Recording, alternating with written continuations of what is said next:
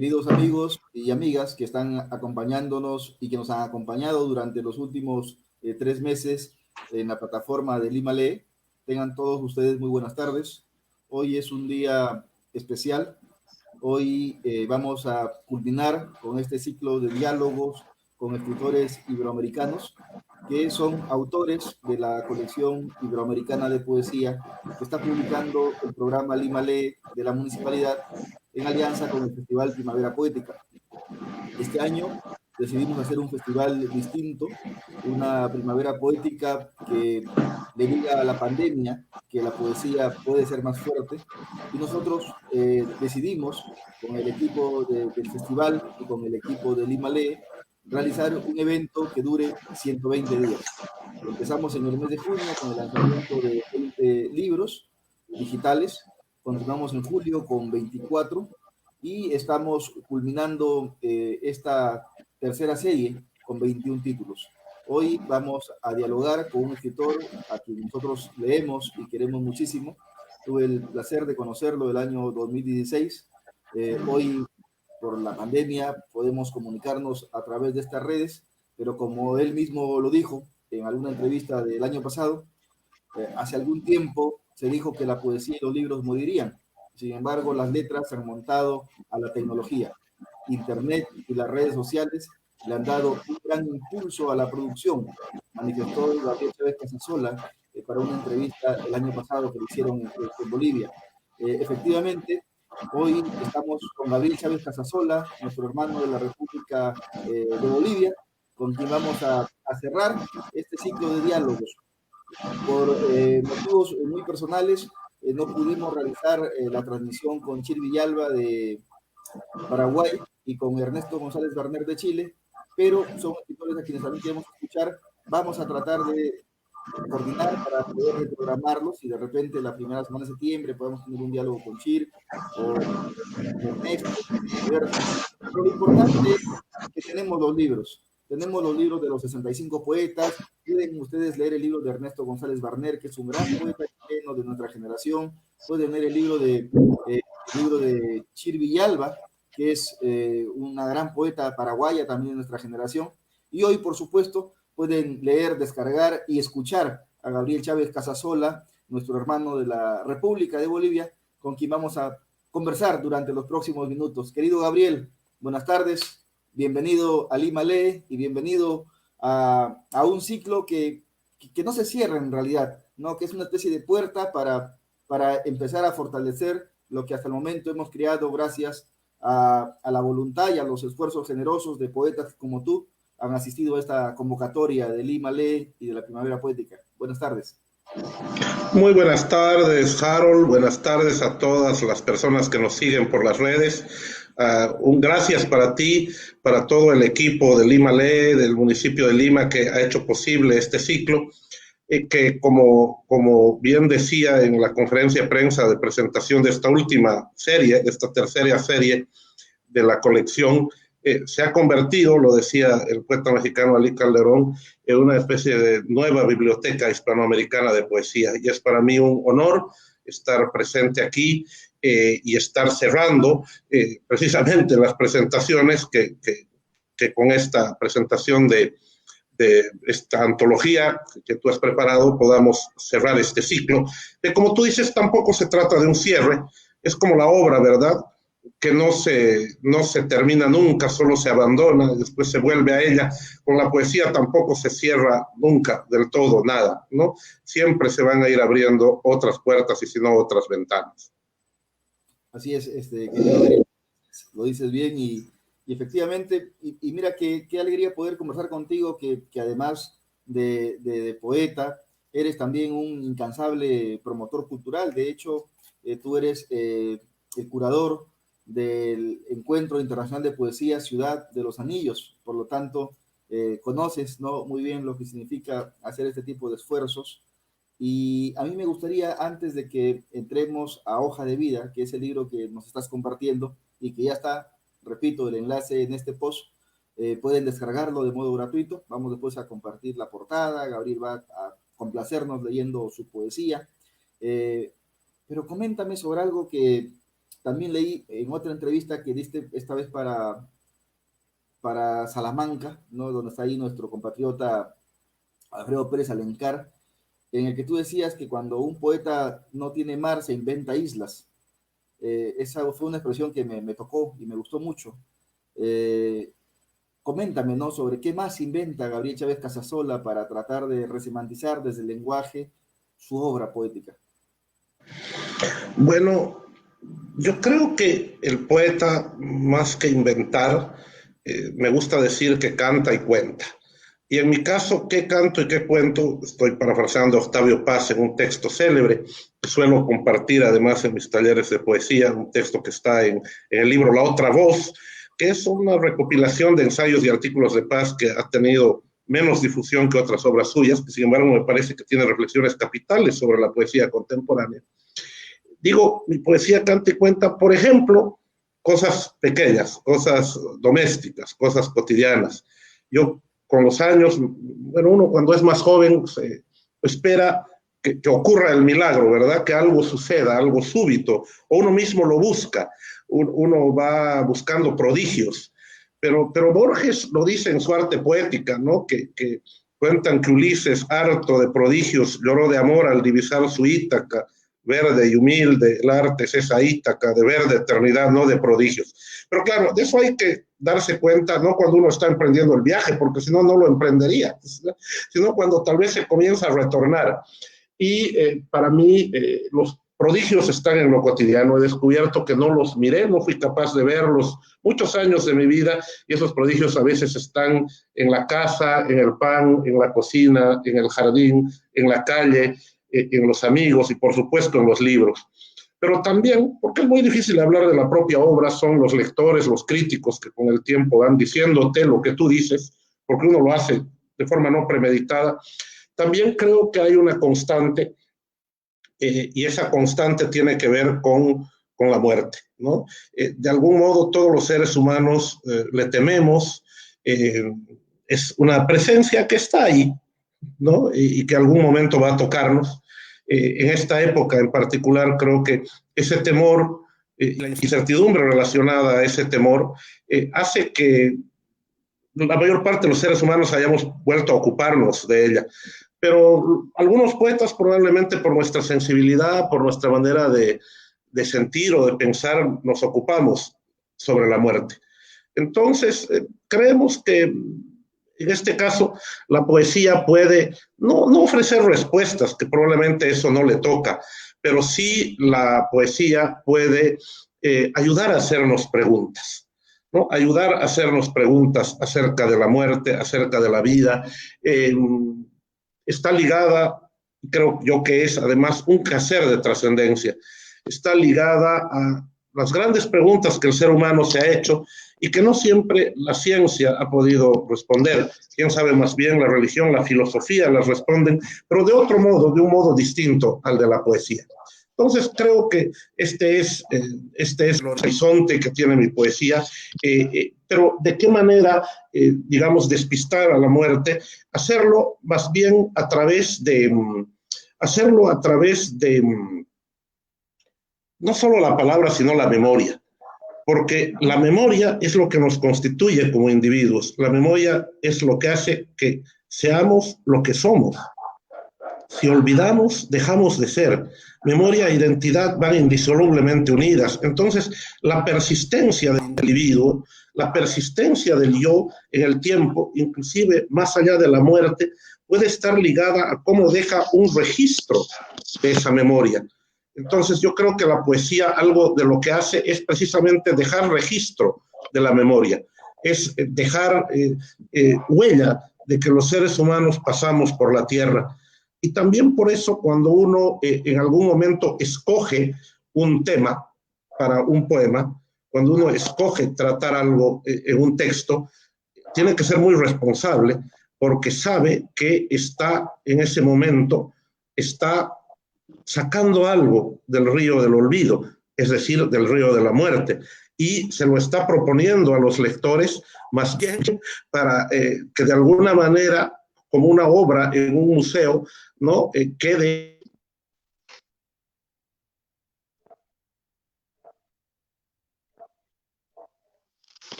Gabriel, ¿me escuchas? Sí, correcto, te escucho. Sí, hermano. Mira, pensaba y reflexionaba en lo que estabas expresando y recordaba al poeta César Calvo, ¿no? Fue uno de nuestros grandes poetas de la generación del 60, en la que él decía que los seres humanos somos hijos de la memoria materna. Y cuando tú te referías a la muerte, pensaba en esa gran responsabilidad que tenemos nosotros como hijos de esa memoria materna para tratar de rescatar o de trascender una civilización, porque nosotros podemos irnos mañana, nosotros, y más aún ahora que estamos rodeados de la pandemia y que la muerte pues está en casi todas las esquinas, eh, qué gran responsabilidad para el escritor, ¿no? Que a través de su palabra logra sobrevivir a la muerte, porque la palabra se queda, el libro se queda. Cuánta responsabilidad con nuestra civilización, pero además, qué importante que hayamos de pronto crecido en entornos propicios para el arte y para la creación. Yo estaba leyendo, por ejemplo, que tú provienes de una familia de artistas, ¿no? Matilde Casasola, por ejemplo, ¿no? En tu casa, o sea, hay poesía en todas partes. Eh, ¿Cuánto eso ha podido motivar a Gabriel Chávez Casasola para que continúe peleando contra la muerte, para que continúe inventando sus propias islas y para que continúe entregándonos esta obra que a la fecha ha hecho pues que tú seas un referente de la poesía boliviana? Mira, Harold, claro, es natural cuando uno crece en un ambiente donde está rodeado de libros, rodeado de música, eh, respira eso, ¿no? Se vuelve natural. Pero también porque se vuelve natural podría naturalizarse en el sentido que le damos ahora a ese verbo, ¿no? Es decir, podría ser tan normal que simplemente lo asumas y no te motive más allá de lo cotidiano. También suele ocurrir en algunos casos que uno decide en algún momento de su juventud ser o hacer algo muy distinto de lo que su familia es o hace. Yo también tuve esa tentación en algún momento, pero finalmente, bueno, yo creo que uno tiene ciertos talentos, recibe ciertos dones, esos talentos son probablemente trascendentes a uno mismo, lo anteceden y puede ser que lo sigan si uno sabe trabajar en ellos, porque como bien decías, los seres humanos somos contingentes y muy pasajeros, y además se nos puede olvidar muy rápido, y por eso es esa pelea para cada quien hace a su modo, ¿verdad? Algunos, pues, con los hijos, con los nietos. Yo también tengo hijos y estoy muy feliz, pero también los hijos olvidamos, los nietos olvidamos, ya los bisnietos difícilmente sepan quién es el bisabuelo, ¿verdad? Y así, el ser humano olvida, tiene el impulso tal vez sano de olvidar, pero hay cosas que no habría que olvidar y que son esas que creo que yo rescato del río del olvido, del río de la muerte en mis poemas.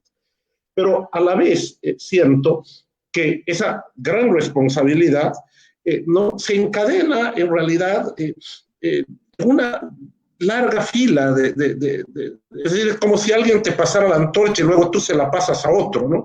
No es una responsabilidad individual, porque el poeta, más allá de que cada quien de nosotros se llame como se llama y tenga una vida concreta, el poeta está por algún motivo desde la noche de los tiempos en las sociedades humanas, haciendo algo, un oficio que es aparentemente inútil, que no, por lo menos en el sentido utilitario, compartiendo palabras, en la noche pasando tiempo jugando con las palabras, hablando sobre palabras, y resulta que eso había sido relevante. Resulta que hay gente que en estos días viene y me dice, Gabriel, gracias por gente que no es del mundo literario, porque entré y vi una lectura tuya con tus amigos o con otros poetas y me hizo bien, o me hizo pensar, o me hizo reflexionar en esta cuarentena. Parece que la poesía tiene alguna relevancia para el espíritu humano. Y yo insisto en creer en un ser humano trascendente que no se acaba solo con la muerte, lo he puesto en más de un poema. Yo creo que la poesía, como otros dones artísticos, son, como lo creían los griegos, ¿verdad? Las musas son hijas de la memoria.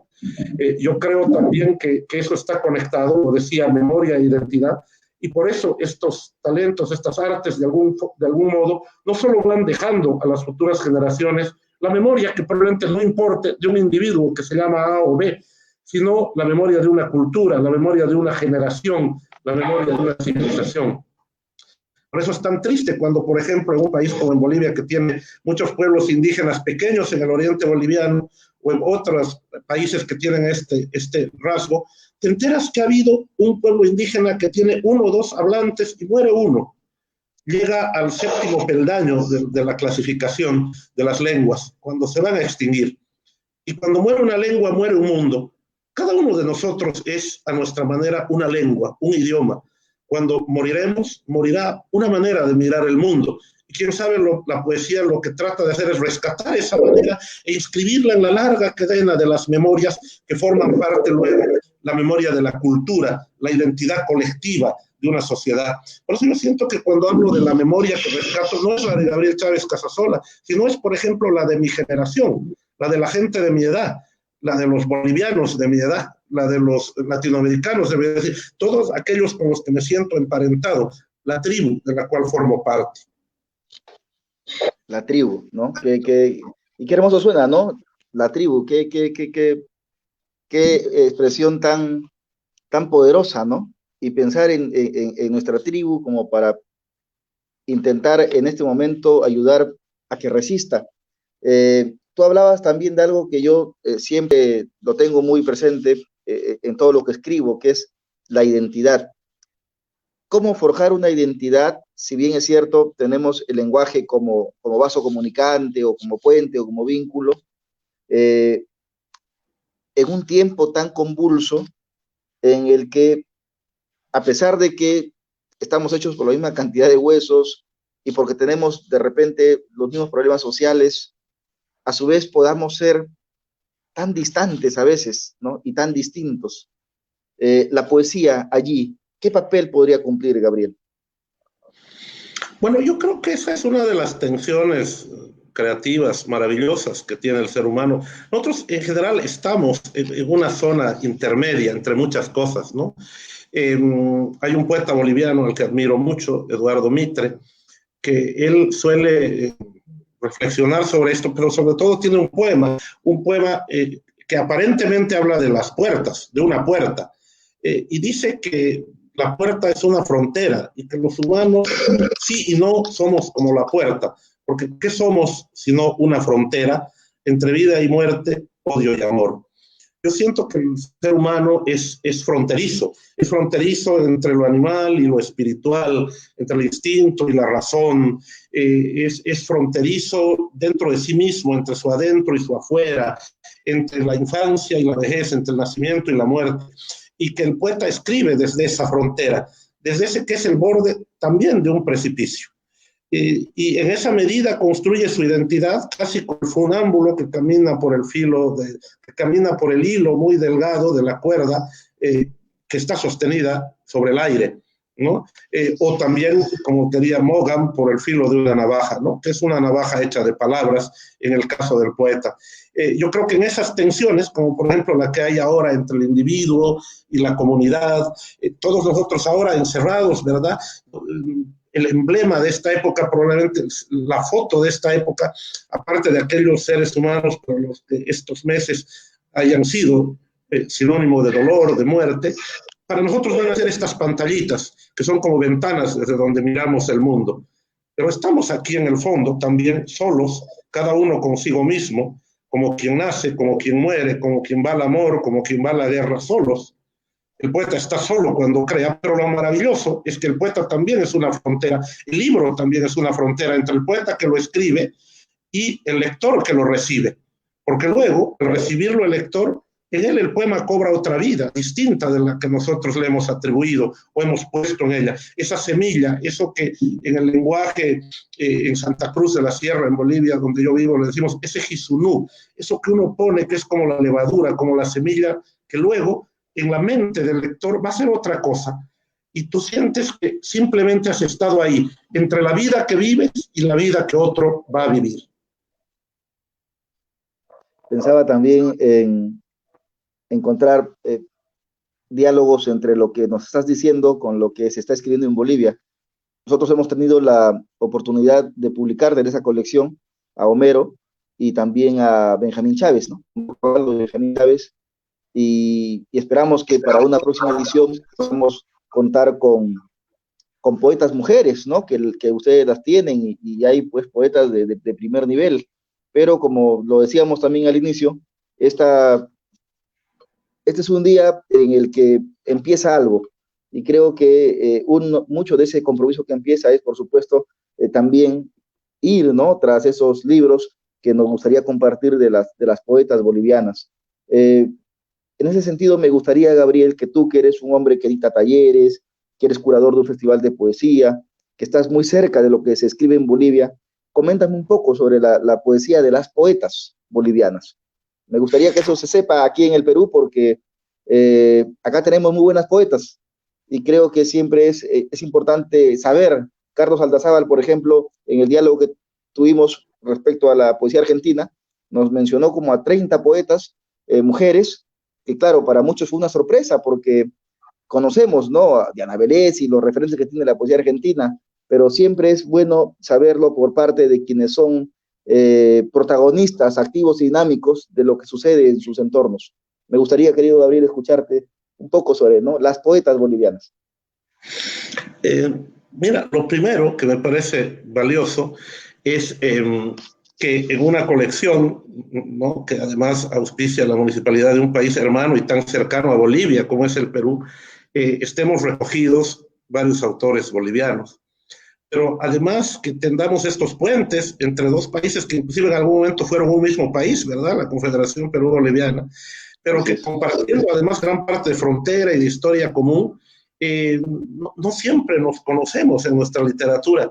La verdad, si lo pienso, a veces, digamos, tenemos más relaciones diplomáticas literarias en Bolivia con países que están más lejos que el Perú. Y creo que esa es una asignatura pendiente que si nuestros estados o la diplomacia real no se han encargado de hacerla, en esta época nos estamos encargando los autores, los gestores, y nosotros los poetas creo que somos especialistas en eso, ¿verdad? En hacer marketing de trinchera, ¿no? En llevar la poesía en la maleta, en la edición independiente, en todo eso que ahora se ha vuelto tan importante. Tú comenzabas citando una entrevista que me hicieron sobre el tema de la tecnología. Mira qué cómodos nos sentimos con la tecnología, porque nosotros siempre hemos tenido que saltarnos las barreras del mercado, no tenemos agentes literarios, grandes editoriales. Entonces, sabemos utilizar estas herramientas y la poesía es así, corre de boca en boca, está, ¿no? Está y pasa de mano en mano, como la maravilla, de mano en mano, como decía un cantautor boliviano, Carlos López, recientemente fallecido. Pero bueno, mira, dicho esto, ojalá se pudiera conocer más de la poesía peruana en Bolivia. Se conoce mucho, pero de los grandes nombres, pero no de la poesía peruana contemporánea. Y lo propio en Perú, haremos que suceda de ambos lados. Pero la poesía boliviana, escrita por mujeres, es muy valiosa. De hecho, creo que si se pasa revista al canon boliviano, pero también a la constelación poética actual de la poesía boliviana, hay un predominio cuantitativo de mujeres y cualitativamente son muy buenas escritoras, ¿no? Como que yo creo que si en otros ámbitos puede discutirse mucho más el tema de si ha habido o no presencia o visibilidad, que son temas también polémicos, ¿no? De las escritoras mujeres. Creo que en la poesía boliviana, en cambio, tenemos una larga tradición. Una tradición que se remonta, por lo menos documentadamente, al siglo XIX, donde hay varias poetas del romanticismo. Hay algunas, además, que recién se están conociendo. Esa es una labor muy valiosa. Se está investigando Mónica Velázquez, que es una muy buena poeta contemporánea y crítica, probablemente la crítica de poesía más interesante que hay en Bolivia en este momento.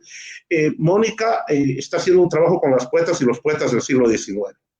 Pero ahí viene un nombre de inmediato, que es el de María Josefa Mujía. María Josefa Mujía fue una poeta de Sucre, de mi ciudad de origen, la antigua capital, es la capital constitucional de Bolivia y fue la capital de la audiencia de Charcas, que ella no tenía vista, ¿no? Había perdido la visión, no era ciega de nacimiento, sino desde cierta etapa, y escribió una poesía romántica muy particular, con acentos muy propios, probablemente que venían de su propia condición natural.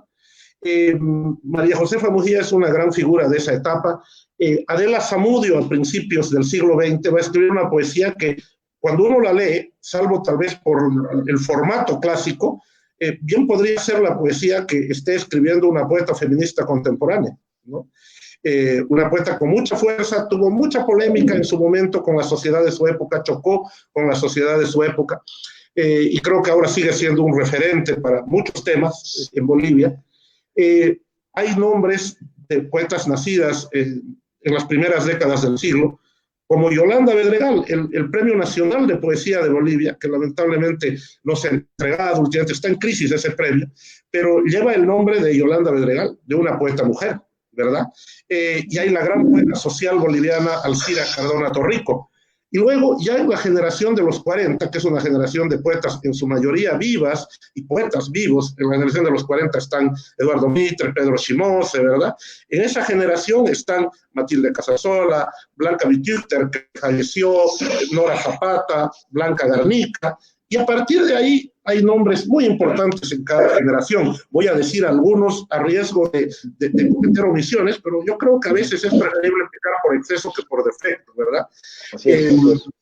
Pienso en María Soledad Quiroga, por ejemplo, entre las poetas nacidas en los 50, en Marcia Mogro, ¿no? Luego en la propia Mónica Velázquez, en Vilma Tapia, en Paula Rodríguez Leitón, en Jessica Freudenthal, hasta abarcar, digamos, los años 70, y seguro que me estoy olvidando varios nombres, pero luego también hay poetas muy valiosas entre las generaciones nacidas en el 80, el 90, es decir, gente muy activa, ¿no? Pienso solamente en Santa Cruz, es decir, solamente en la ciudad donde yo vivo, o que han vivido aquí o que están aquí, pienso en Melissa Sauma, en Marcia Mendieta, en Nicole Vera, en Valeria Sandi, pienso en Lucía Carballo, y así como estos nombres que estoy diciendo de Santa Cruz, hay poetas jóvenes valiosas en cada ciudad de Bolivia, por lo menos en muchas de ellas. Entonces, creo que se podría, si alguien quisiera cometer esa tarea, hacer una antología de la poesía boliviana escrita por mujeres, que tendría unas 50 autoras que se sostienen muy bien de todos los tiempos y unas 30 actuales. Junto con Gary Dager, un querido amigo, valioso poeta, él es curador, los dos somos curadores de este encuentro que organiza la Feria del Libro de Santa Cruz, el encuentro de poesía en la ciudad de Los Anillos.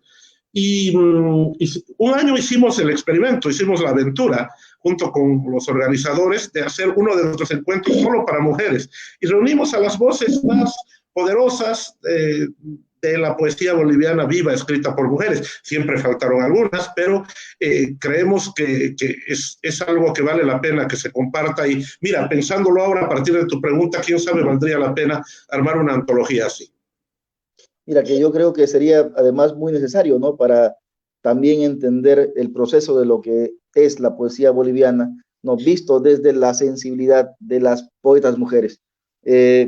Yo creo que contigo coincidimos en el sentido de que la poesía está más allá del sexo, lo que importa es la calidad, es el trabajo del lenguaje, pero es necesario escuchar a nuestras poetas, ¿no? Es necesario leerlas, porque, y esto no es mío, esto lo leí también, o me lo dijo alguien en alguno de los diálogos que he tenido,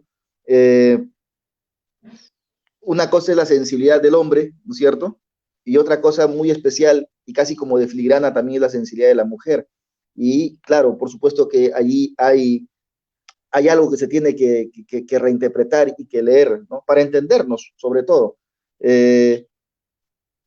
Yo pienso, ahora que lo mencionas, ¿no? Qué importante sería que cada país o que cada poeta o que cada promotor, que además de poeta tú eres un promotor cultural, se tome esta tarea, ¿no? De querer entregarnos este tipo de trabajos para tratar de entender esta identidad latinoamericana, ya no digamos iberoamericana, pero sí latinoamericana. Y en ese sentido, querido Gabriel, tú que eres un hombre que por tu trayectoria participas en una serie de encuentros, has viajado a una serie de países, ¿qué sensación te deja o te dejó la poesía antes del encierro? Porque ahora ya hay un antes y un después, ¿no? De lo que ha significado la pandemia, en términos de horizonte, ¿no? ¿Cómo veías tú, digamos, hasta marzo, el horizonte de lo que se está escribiendo ahora en Latinoamérica, con referentes muy puntuales, si queremos hablar de nuestra generación, como Federico Díaz Granados, como Javier Eugenio Troncoso, Mario Meléndez, Ali Calderón y tantos hermanos poetas ¿no? Con los que estamos prácticamente caminando, siento yo, en función a lo maravilloso que es fortalecer el lenguaje. Sí, yo creo que todavía es difícil ver los alcances de esto que nos está pasando, porque nos sigue sucediendo. No hemos salido aún, ¿no? Y no sabemos cuánto dure y la marca que deje. Pero me imagino que esto, sobre todo para las generaciones más jóvenes, puede ser equivalente a la marca de cualquier hito histórico violento, conflictivo, ¿no? Nosotros se puede hablar de la generación de la Primera Guerra, de la Segunda Guerra Mundial, en mi país de la generación de la Guerra del Chaco. La Guerra del Chaco, que en el caso de Bolivia marcó un antes y un después en la literatura boliviana y sobre todo en la poesía, porque la poesía boliviana dejó de dialogar con las poéticas de los otros países y se volvió una poesía mucho más singular, se ensimismó. Entonces, ¿qué es lo que pasará después de esta pandemia? Es pronto para decirlo, pero sí creo que la poesía, después de la perplejidad inicial, después de un momento complicado, porque a todos nos deja atónitos algo así, y también nos puede dejar atónitos tanto dolor, tanta muerte, y además los problemas sociales que esto provoca, la interpelación que uno puede colocar en términos personales, el poder estar conectado a internet desde la comodidad de una casa con aire acondicionado o con calefacción, ¿no? Pudiendo hablar de literatura y hablar de poesía mientras hay gente que está pasando situaciones muy difíciles, no solo de enfermedad, sino también de trabajo.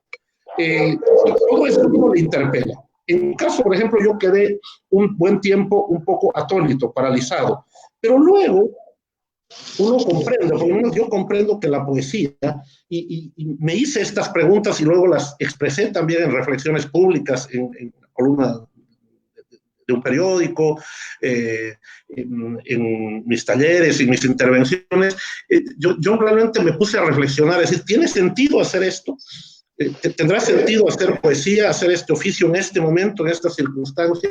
Y creo que muchos nos hemos preguntado eso, y por lo menos los poetas de esta generación que tú mencionas, y has mencionado nombres de poetas que quiero y que admiro, resulta que con este tipo de actividades, ahora mismo, por ejemplo, está habiendo en Colombia el festival que organiza Federico Díaz Granados con Santiago Espinosa, Las líneas de su mano, que está yendo de la mano, casi en paralelo, hermanado con el festival que organiza Giovanni Gómez en Pereira, Luna de Locos. Mañana comienza el festival Altazor, ¿no? de la Fundación Vicente Pidoro, hermanada con New York Poetry Press, de Marisa Russo, Francisco Trejo y Javier Alvarado. Y así cada día, ¿verdad? Entonces, acaba de culminar el encuentro de Carolina Zamudio, por ejemplo, los esteros, ¿no? En Corrientes, ¿no? Ahora mismo en Bolivia están en una feria virtual del libro hecha por gente joven, lectores que son ajenos a este mundo y que le dedicaron un día a la poesía. Entonces, resulta que las cosas siguen sucediendo porque uno se da cuenta que el mundo sería aún más doloroso, aún más cruel, aún más triste si no hubiera arte, si no hubiera belleza, si no hubiera este oficio de belleza, que también no consiste en regodearse y creer que todo es color de rosa, ¿verdad? No consiste en pintar pajaritos voladores, ¿no? Sino consiste en nombrar el mundo con todas sus contradicciones. Pero el arte es necesario, la poesía es necesaria. El arte y la poesía son necesarios en su aparente inutilidad, porque son aparentemente inútiles, porque no lo son, porque no son utilitarios para el mercado. Y creo que sí lo son para el espíritu humano, porque a veces la sociedad en la que estamos, y ahí pueden pecar por exceso tanto cierto materialismo como el otro materialismo, es decir, el de cada día, el práctico, el que el sistema impone, resulta que nos hacen olvidarnos de la dimensión espiritual del ser humano, de aquello que justamente hace que estemos con un pie del otro lado, que también seamos frontera entre lo básico, entre el instinto de supervivencia que está en nosotros, y está bien, ¿no?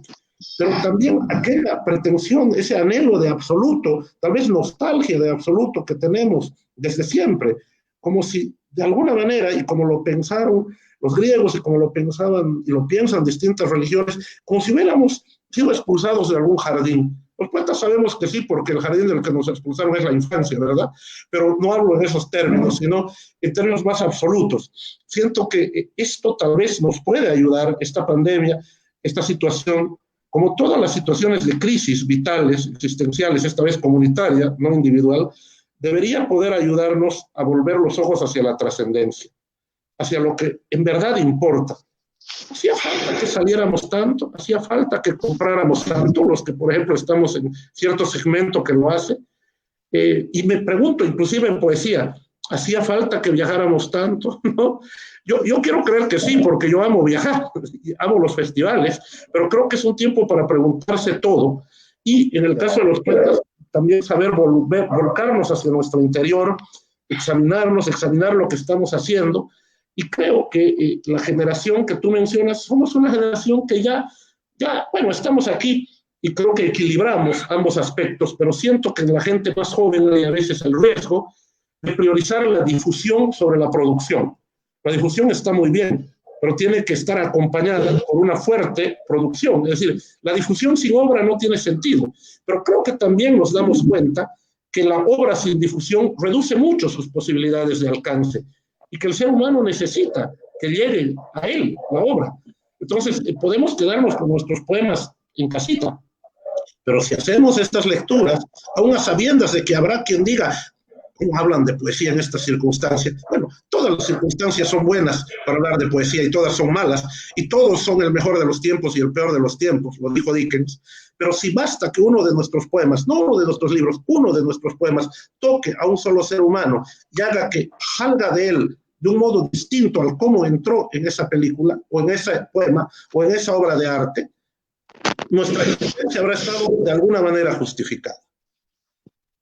Efectivamente, Gabriel, y qué bueno escucharte en un momento tan complejo como este, en el que no solamente Perú, no solamente Bolivia, no solo Chile, ¿no? Sino son todos los países del mundo, están pues asistiendo a un momento de catástrofe. Tú hablabas también de la economía, y efectivamente, aquí en Perú, por ejemplo, hace muchos años, quizá fines de la década de los 80, no asistíamos a una gran depresión.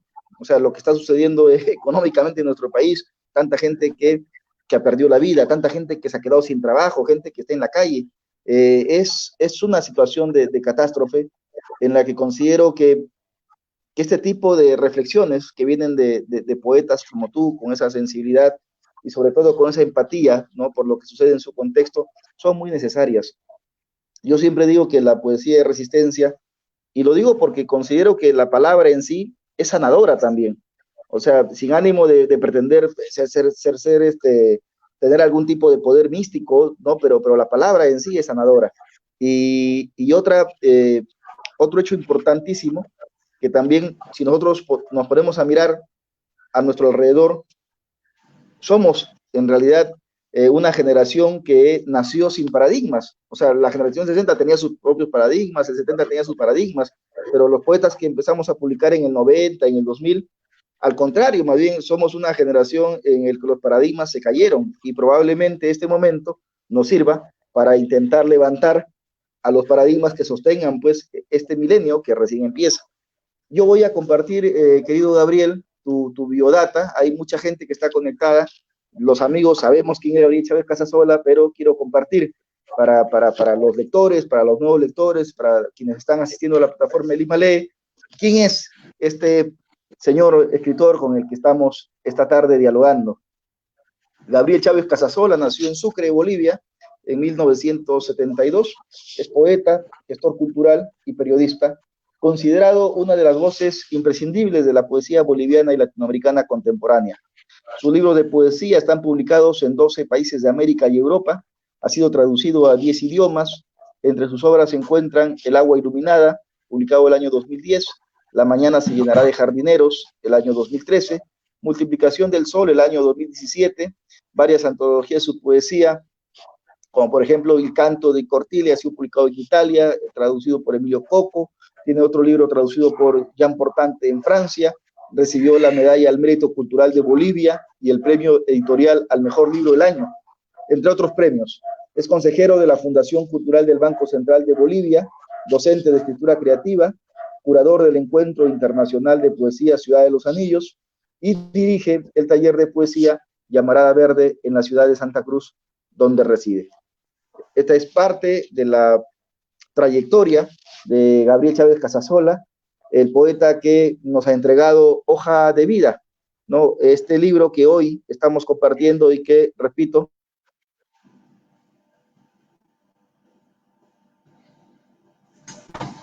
ustedes pueden descargarlo de este post. Aquí hay el enlace para que ustedes puedan disfrutar un repaso de la obra poética de Gabriel Chávez Casasola. Querido Gabriel, coméntame ahora sí, ¿qué significa Hoja de Vida para un poeta con esta trayectoria, para un poeta que está en este momento fortaleciendo esta nueva fraternidad de poetas sobrevivientes a este momento de la historia? Pienso en algo que tú decías, justamente, no sé si el penúltimo del último año realizamos el Encuentro Ciudad de los Anillos, pensábamos en que los poetas nacidos, por ejemplo, entre el 68, 69 y 89, es decir, entre el inicio de las utopías de mayo del 68, ¿verdad? La época en que había que ser realistas pidiendo lo imposible. Luego, con la caída del muro y otras caídas, ¿no? Vino el desencanto. Éramos un poco eso, una generación desencantada, una generación nacida sin utopías y que estamos construyendo nuestra propia utopía día a día. Tal vez eso es lo mejor, porque cuando la utopía es dada, tú crees que ya es absoluta, ¿no? Y creo que corres muchos riesgos dogmáticos en el camino. Mientras que ahora estamos construyendo a través de la poesía una utopía posible y cotidiana. Siento que eso une a muchos poetas de nuestra generación. Y me alegra estar en compañía de muchos de ellos en esta colección que tú has curado, Harold, para Lima Lee y para este encuentro Primavera Poética que va a iniciarse en septiembre como tal encuentro, ¿verdad? Todo esto es un maravilloso preámbulo con la publicación de casi 70 títulos. Hoja de Vida es una antología de poemas tomados de los últimos 4 libros. El título creo que sugiere que en el criterio ¿no? de elaboración está también pasar revista a distintas etapas, pero también es un gesto que tiene que ver con lo que decíamos, ¿no? Mi trabajo sobre la memoria y sobre la identidad. Es decir, recordar es reafirmarse, recuperar del río del olvido y de la muerte. Y en esa medida, una hoja de vida, por lo menos en mi país, no sé si en Perú la utilizan también así, es como el currículum vitae, ¿verdad? Es aquello donde van todos tus datos. Tú has leído una especie de hoja de vida literaria mía y lo haces con todos los autores. En los poemas que uno escribe va dejando pues trazos de vida, ¿no? No les son indiferentes. Y además no es que después de haberlos escribido y entregado a los lectores dejen de pertenecerle a uno. A ratos uno siente amputación, ¿no? Como dicen que cuando a uno le amputan algo, todavía a veces lo siente. Uno siente a veces un poema que le ha pertenecido y siente ganas de leer alguno o rechazo a otro. Uno desarrolla, creo que los poetas desarrollamos una relación muy particular con nuestros textos. Y aquí hay varios pedazos de la hoja de vida de Gabriel Chávez, ¿no? Que en sí no importa, como decíamos hace un momento, la persona que los escribe, sino que son retazos de la hoja de vida que podrían ser de la hoja de vida de cualquier persona, porque la idea también del arte y de la poesía es eso.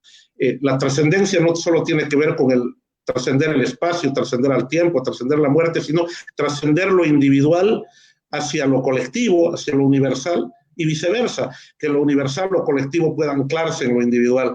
Creo que una aspiración de toda poesía y de toda literatura y de todo arte es ese, ¿no? De alguna manera, reconciliar lo particular y lo universal. Si bien aquí hay, como en toda mi obra, rasgos que están basados en mi experiencia vital, no podía ser de otra manera, yo lo que procuro es recoger y pensar el mundo desde mi obra y ojalá en algún poema lo haya conseguido y ojalá algún verso de alguno de estos poemas sea relevante para alguien que lo lea. Te aseguro que lo has conseguido, querido Gabriel, como también te puedo afirmar que esta tarde, ¿no? En esta transmisión, esta última transmisión, última primera para utilizar el la contradicción. Hay muchos amigos que están acompañándote, que están acompañándonos, y antes de invitarte a que nos compartas tu poesía, quiero leerte algunos mensajes, ¿no? Hay un mensaje, por ejemplo, de nuestro querido Javier Oquendo.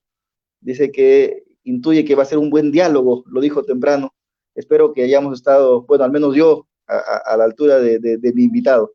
Denis Ávila Vargas, poeta radicado en Costa Rica. Abrazo fuerte, queridos hermanos, mi admiración y cariño. María Casiragui,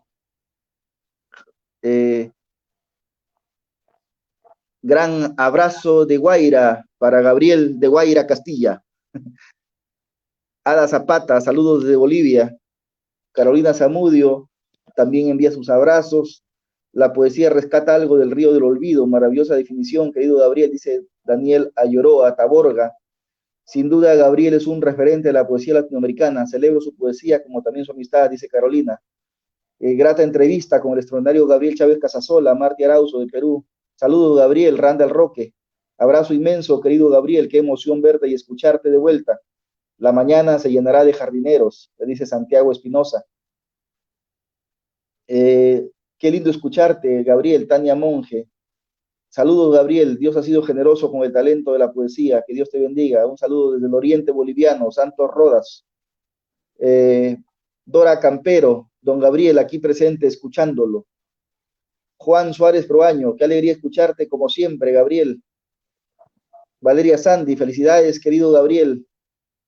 En fin, Omar Aramayo, Bolivia fue parte de Perú hasta 1826. Santa Cruz se inspiró en el pasado prehispánico. Conocí de cerca a Yolanda Bedregal, pero sin duda el gran poeta boliviano es Jesús Urzágastegui. Muy importante la presencia de Gabriel Chávez en este extraordinario festival.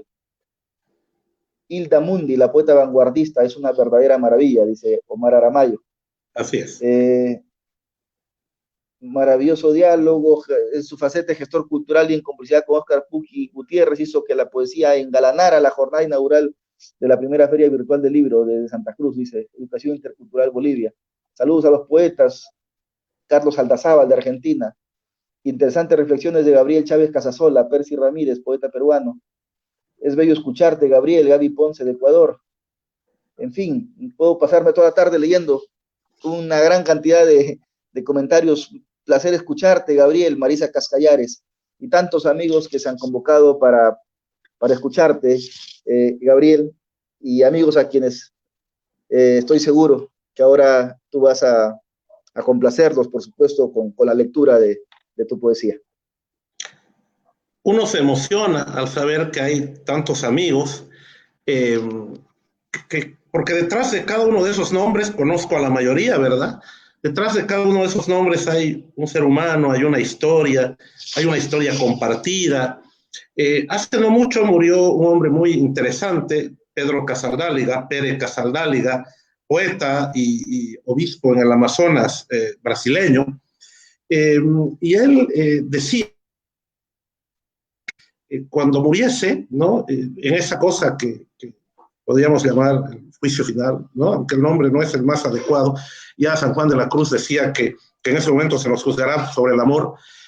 Casaldáliga decía que él lo único que podrá ofrecer a Dios es el corazón lleno de nombres. A mí también la poesía me ha regalado la posibilidad de darme cuenta que el corazón no había sido pequeñito, no había sido solo para 1, 2, 3, 4 personas. Por supuesto que mi familia cercana, los amigos cercanos tienen un lugar especialísimo, pero en realidad la poesía me ha regalado la certeza de que hay muchas habitaciones dentro del corazón, y en esas habitaciones, en esas estancias del corazón están los nombres que tú has dicho y muchos otros más, y para mí es una alegría. A todos los que nos acompañan, entonces dedico esta lectura.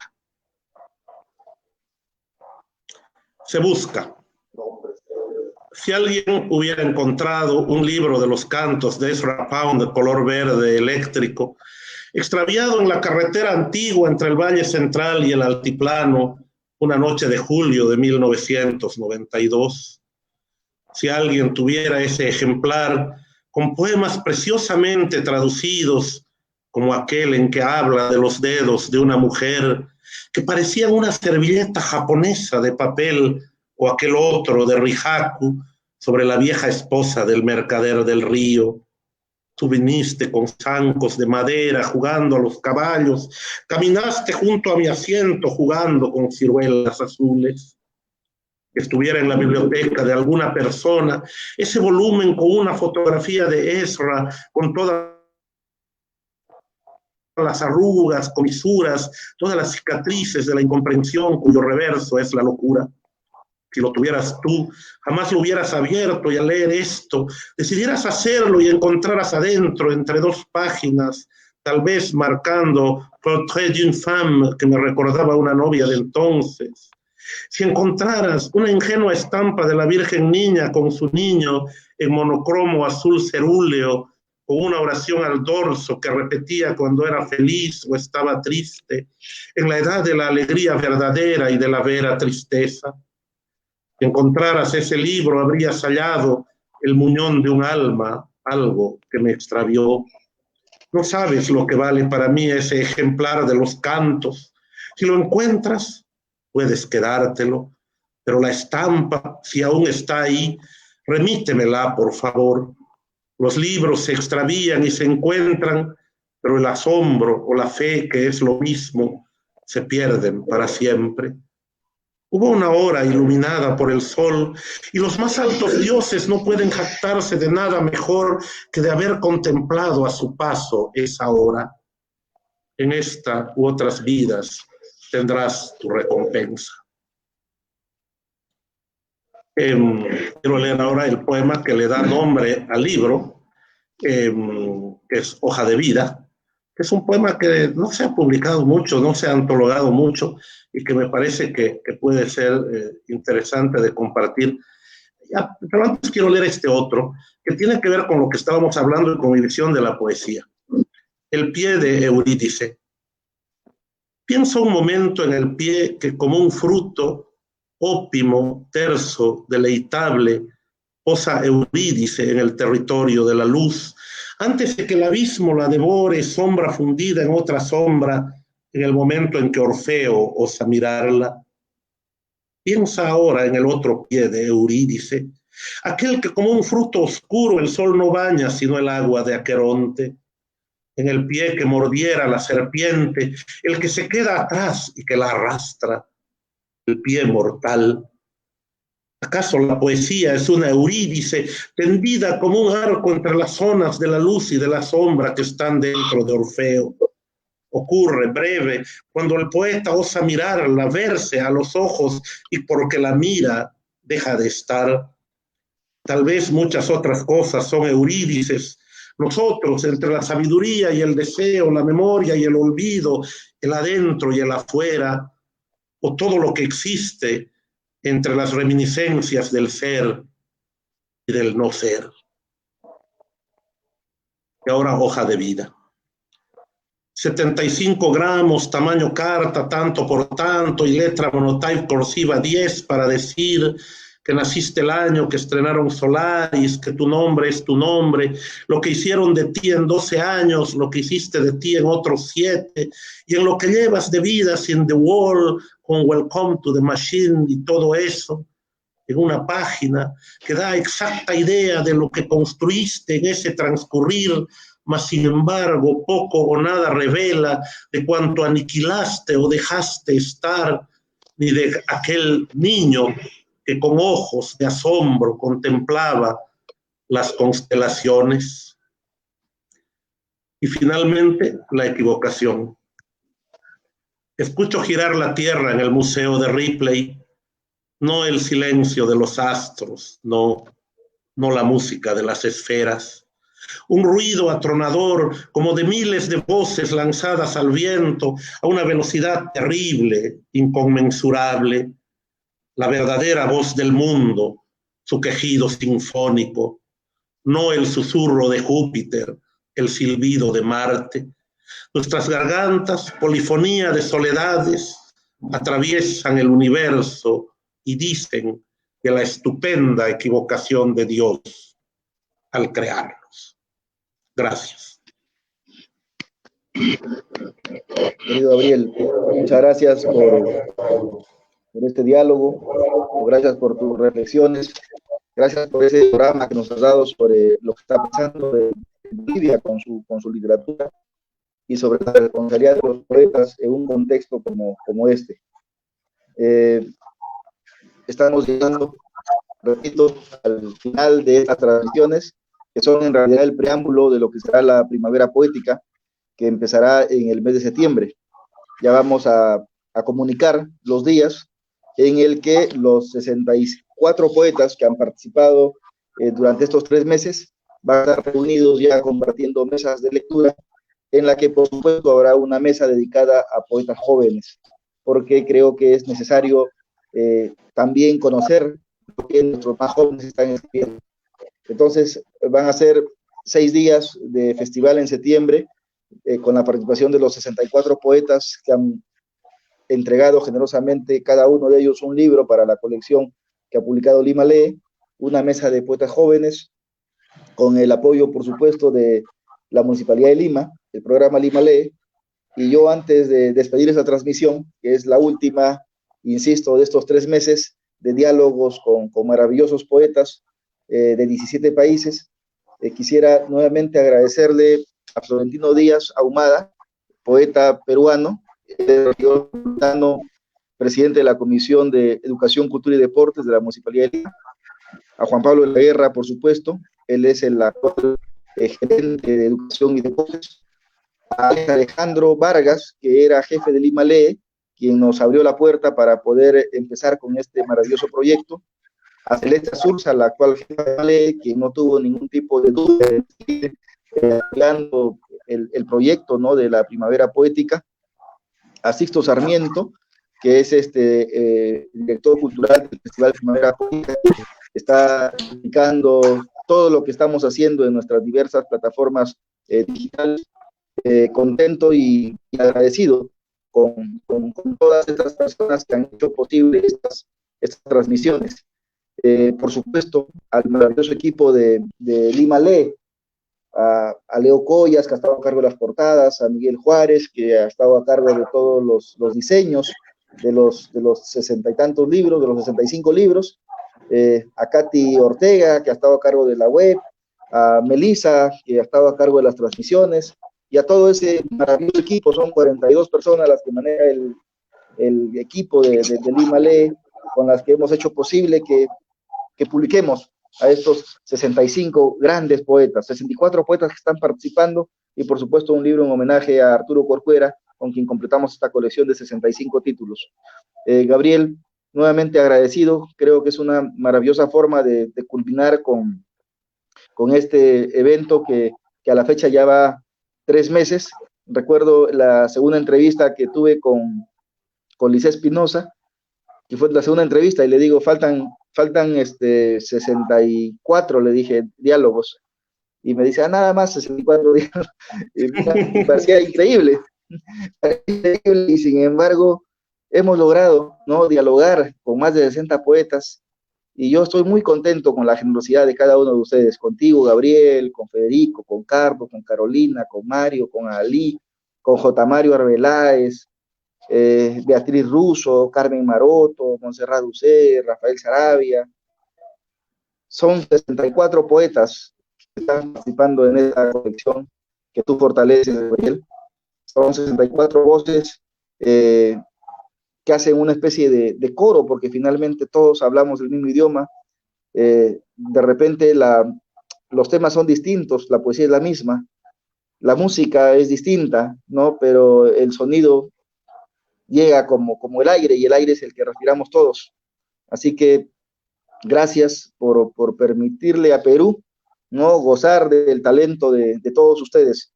Y creo que una hermosa forma de despedir estos diálogos es con la participación de un hermano como tú, de la hermana República de Bolivia, como también tú dijiste hace un momento. En algún momento hemos sido un solo país. Creo que somos una Latinoamérica que necesita unida, y en ese sentido yo soy un fervoroso creyente de aquella maravillosa obra que escribió Omar Aramayo, el gran poeta cubano, sobre Tupac Amaru, nuestro primer libertador. Así que va mi abrazo para Omar también, que él ha sido Omar Aramayo y Omar Lara, que ambos han sido en realidad los mejores consejeros para poder llegar con poetas tan finos, ¿no? de tanta calidad, pero sobre todo grandes seres humanos, que es lo que se necesita en este momento, ¿no? Tener el corazón. Tú decías hace un momento que cuando llegue el momento de estar frente a Dios, lo que vas a tener son nombres y gratitud. Creo que efectivamente esa es una gran verdad. Ahora, si alguien me pregunta qué tengo, yo diría que tengo nombres, muchos nombres a quienes agradecer. A todos ellos, gracias. Querido Gabriel, muchísimas gracias. Nos reencontramos pronto en septiembre. Mañana inicia el Festival Vicente Hugo, con Mario Peléndez y Javier Alvarado. Disfrútenlo. Son 45 poetas que están participando, todos referentes y todos poetas muy, muy importantes, y creo que vale la pena escuchar, ¿no?, estos 3 días de festival. Hermano, un fuerte abrazo y nos reencontramos. Espero que ya no solamente en la virtualidad pronto, Gabriel. Mario, Harold, un abrazo muy grande, ¿no? Invitadísimos todos al festival que hace, ¿no? Mario, Javier, desde mañana, y vamos a estar también, ¿verdad? Y querido Harold, me toca como al ser el último, ¿no? Agradecerte. Creo que a nombre, estoy seguro que todos los otros 63 autores se suman a estas palabras, decirte gracias con las 2 manos, ¿verdad? Como dice María Ángeles Pérez López, que gracias es una palabra que se puede decir solamente con las 2 manos, porque tiene 7 letras, no basta una mano. Gracias con las 2 manos.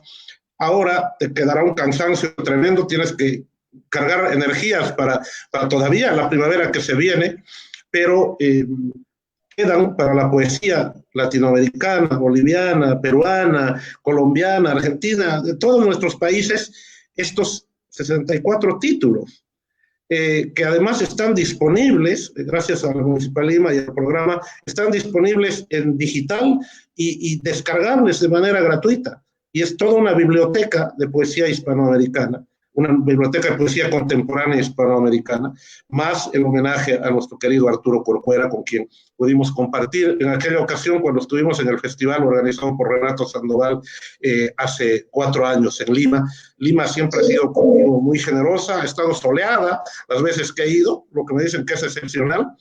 No es para mí la Lima de Melville, entre brumas, y espero volver pronto, Harold, y tenerte con nosotros en Bolivia.